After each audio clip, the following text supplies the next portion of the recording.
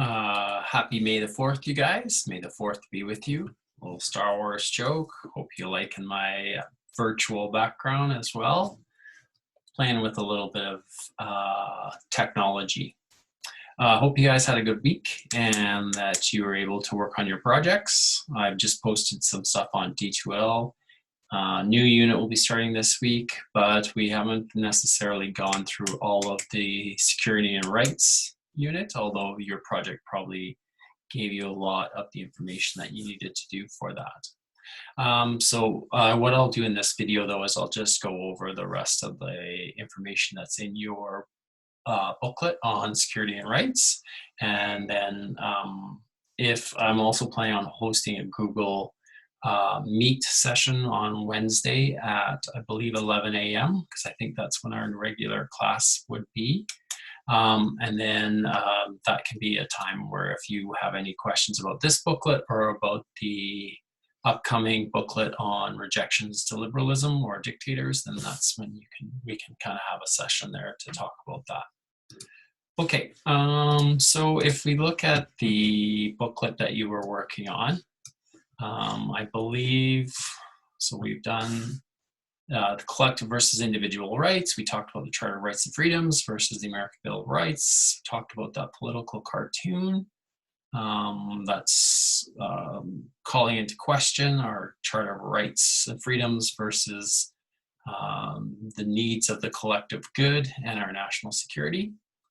I just posted the information on the War Measures Act for you, so you should be able to see the key for this. I know we started talking about it, but you can definitely go through the key and update any of the things that you needed to fill in on the War Measures Act.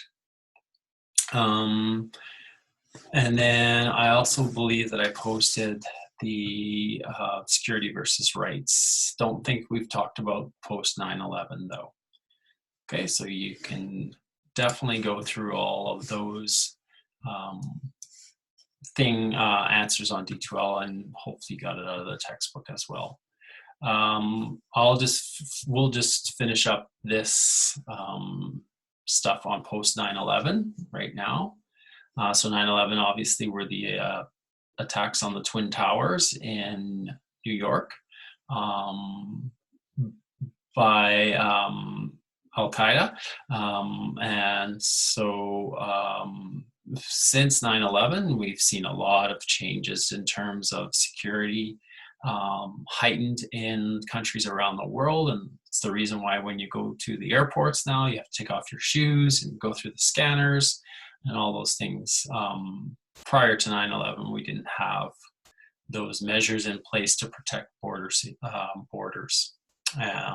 And so there's definitely been some changes after 9/11. Okay, so what happened on 9/11 is, and I will just see if I can get this in here for you. Okay, so the events of 9/11 were terrorist attacks on the United States. Okay. 4 planes, 2 hit the World Trade Center. Center's buildings, which then collapsed. Which then collapsed. So the falling of the Twin Towers, 1 hit the Pentagon, and the other was brought down by the passengers on the plane.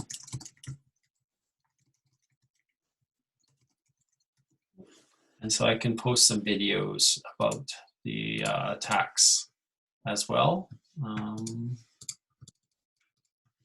for you. Okay. Let's do this. Maybe that. Seeing if this will help bring. Not really. Okay, sorry. Okay. As a result of the 9/11 attacks,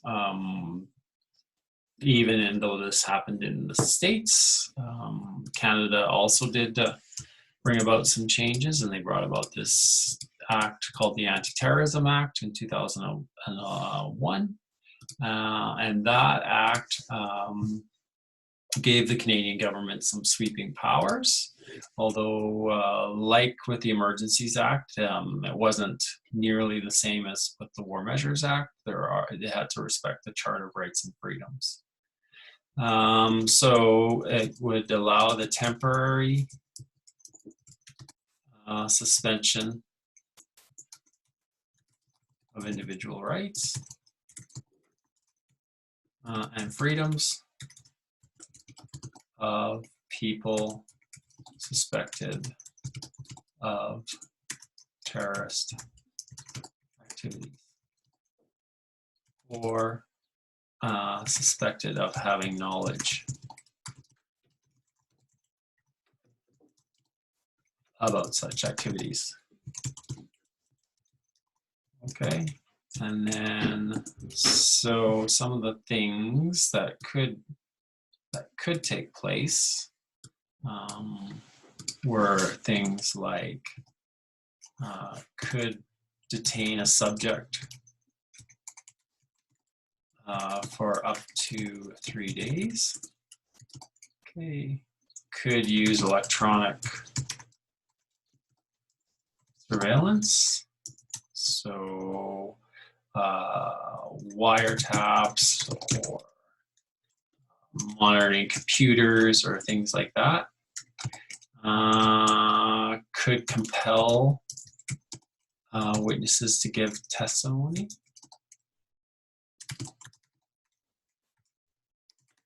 Okay, so like we talked about before, is that sometimes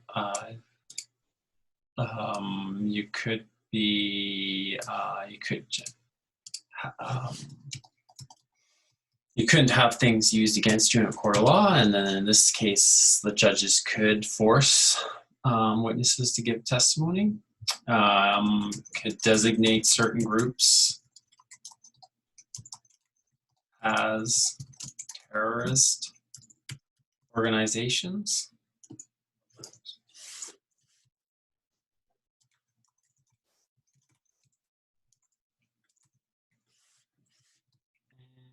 And the last one here is could search premises and seize goods.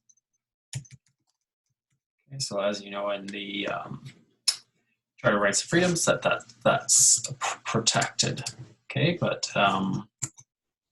that was kind of measures that were brought in as a result of the 9/11 attacks. Okay, there was this thing called a sunset clause, though, which means that parts of the act had expired after 5 years. So after the 5 years, the sun set on those parts of the act.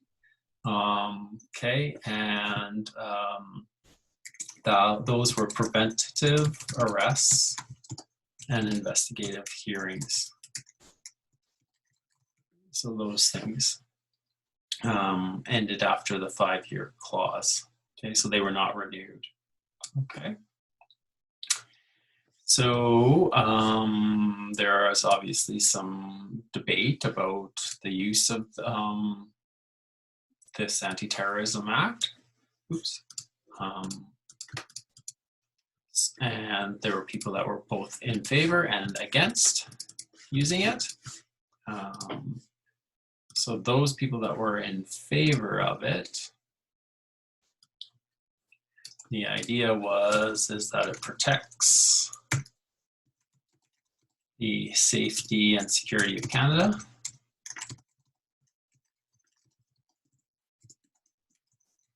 Okay, that's one point. And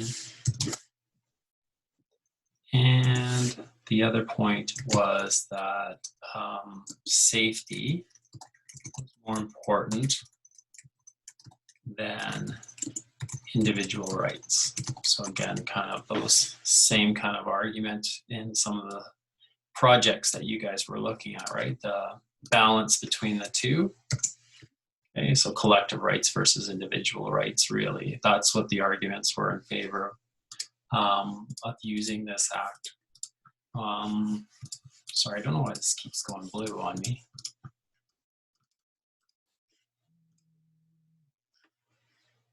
There were people that were against, obviously, using the act.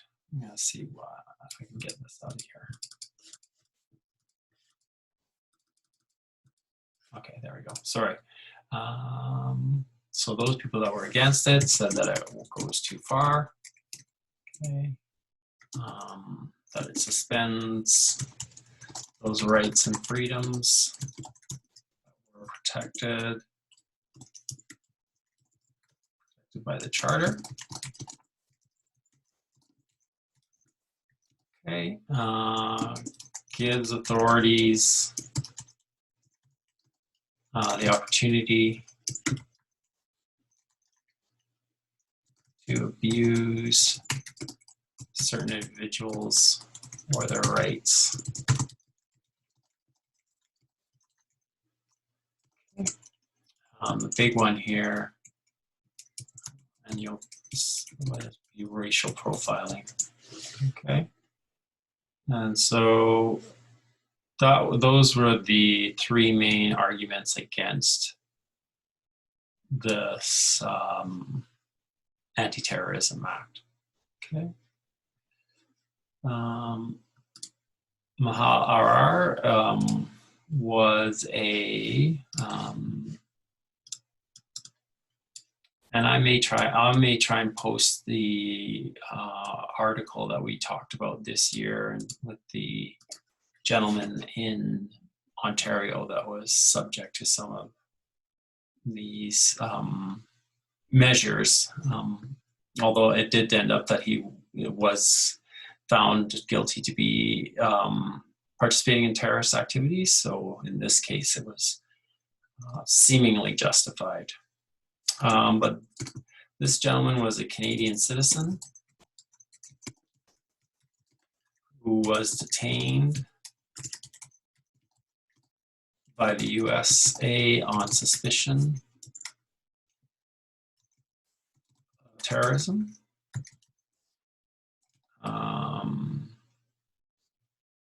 And then he was sent to Syria and tortured. The RCMP has provided inaccurate information. Had provided inaccurate information on him to the United States. And he was later cleared of all terrorism allegations, but still remained on the U.S. no-fly list, which is a list of citizens that are not allowed to fly in and out of the United States. Okay. So that's what happened in his case there. So now you would have gone through all of this. It's just for information here. The Patriot Act in the States is similar, although it's probably even more so powerful than our legislation. But the Patriot Act stands for the Uniting and Strengthening America by providing appropriate tools to intercept, obstruct terrorism. So that's what the Patriot Act stands for. So that goes in right here. Okay. Now we have, again, people that were in favor. So you can see here, rights before the Patriot Act and the rights after the Patriot Act. So same kind of thing, surveillance, warrants, probable cause was called into question. It's kind of giving the authorities more power after the passing of these acts under the guise of protection of the nation, and that they needed these powers in order to be preventative in terms of addressing the issues. Okay, again, like in Canada, there's those people that are in favor and against, though. So people that were in favor of the Patriot Act, reasons why were reduce the ability of terrorists to operate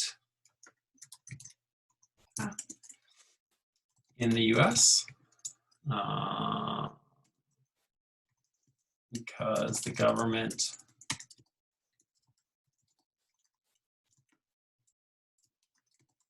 had wide sweeping information about its citizens.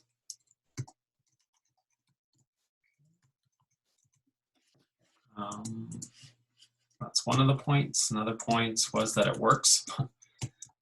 There have been no large-scale terrorist attacks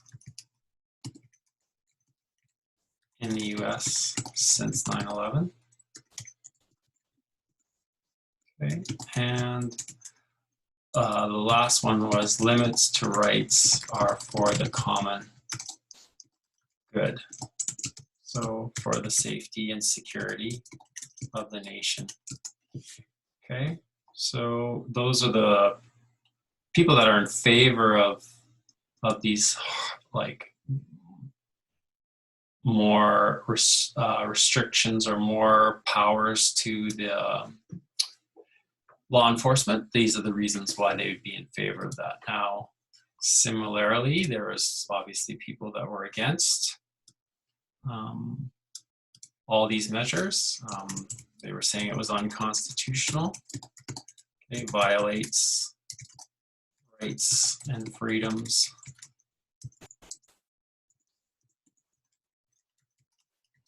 guaranteed under the Bill of Rights. Again, we're talking about the US here, not Canada, so that's the Bill of Rights.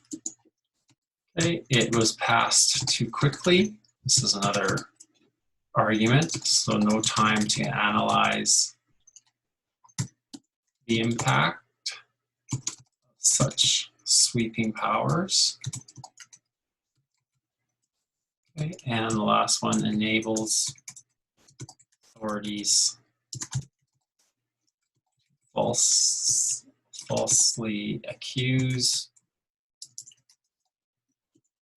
arrest, and punish innocent people. Okay. So much like the arguments against the acts in Canada as well. Okay. And then the last little bit here is we talk about racial profiling.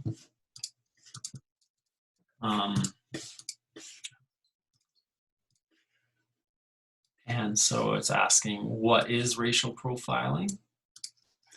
Okay, and racial profiling is, using statistics about a certain group, usually based on race or ethnicity,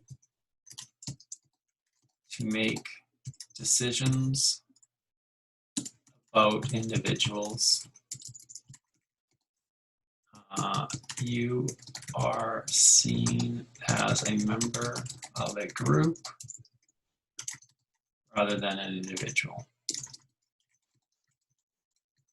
So it's generally making stereotypes, but it has to do with, it's based solely on race and ethnicity as opposed to activities or anything else of that nature. Okay, so I'm sure that you can think of many different examples of racial profiling. However, in the textbook, it talks about potential terrorists being Middle Eastern, Muslim,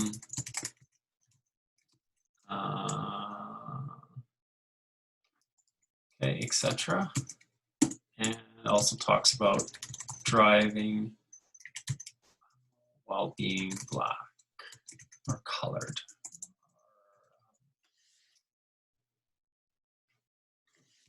Person of color. Okay, so pulled over more by police if you are black. Okay, so those are the examples. Now, we have seen the use of security certificates, okay, and those are for non-citizens. Oops, sorry.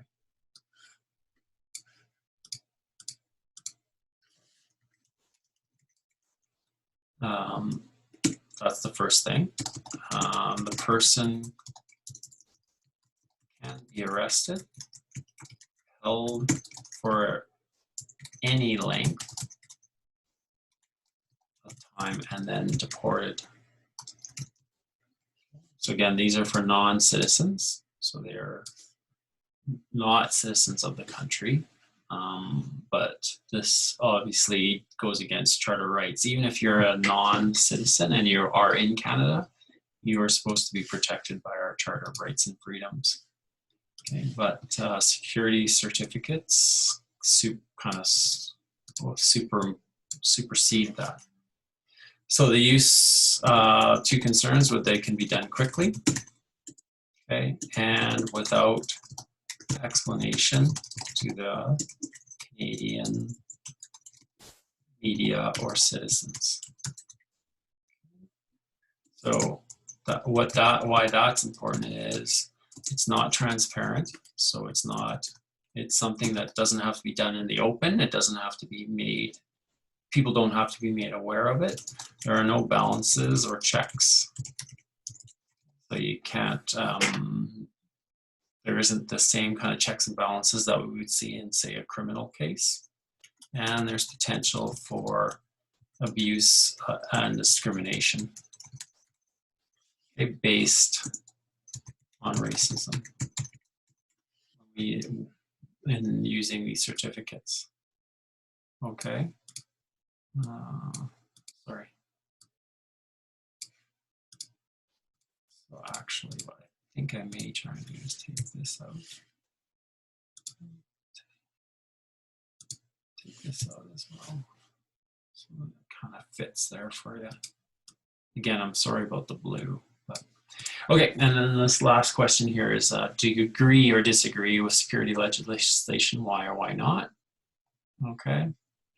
And this is a little political cartoon as well. The key thing here is that it's talking about the NSA, which is basically the organization that is kind of like spies on its own citizens in the States. So this guy's kind of just chit-chatting on a park bench with this, obviously supposed to represent a government official. This is just supposed to be a typical American or typical Canadian that's going to work. And then he's talking about what he was saying on his phone to his buddy, and this is obviously inferring that they have been surveilling his conversations because they know what he's talking about. Okay, and with use of caricature as well, right? The dark glasses, this is definitely to represent like a spy for the government agency, and this is just supposed to be a typical kind of working person. Okay. And so we got the last little bit here about imposing liberalism, and that maybe we'll go over in the next booklet. But you can think, what does imposing liberalism mean? Probably the idea of forcing those ideas on different countries. Okay, why should Americans and Canadians be more concerned about what happens in other countries?